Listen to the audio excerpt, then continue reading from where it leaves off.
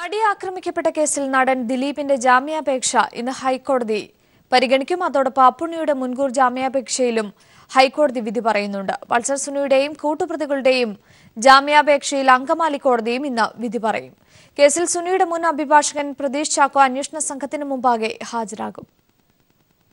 Angamaly magistrate കോടതി ജാമ്യാപേക്ഷ തള്ളിയ സാഹചര്യത്തിലായിരുന്നു ദിലീപ് ഹൈക്കോടതിയെ സമീപിച്ചത്. തിങ്കളാഴ്ച അപേക്ഷ പരിഗണിച്ച കോടതി സർക്കാരിന് നിലപാടറിയിക്കാൻ ഇന്നത്തേക്ക് മാറ്റുകയായിരുന്നു.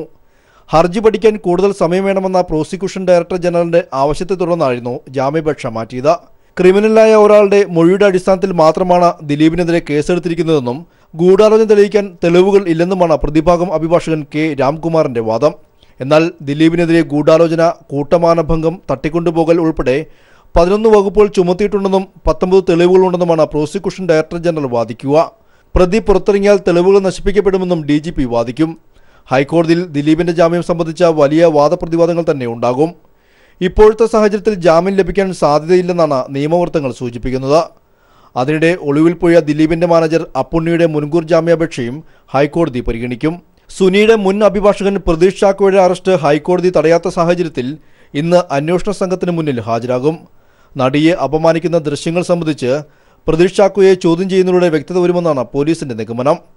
അതേസമയം പൾസർ സുനിയും കൂട്ടുപ്രതികളും സമർപ്പിച്ച ജാമ്യാപേക്ഷ ഇന്ന് അങ്കമാലി കോടതിയും പരിഗണിക്കും.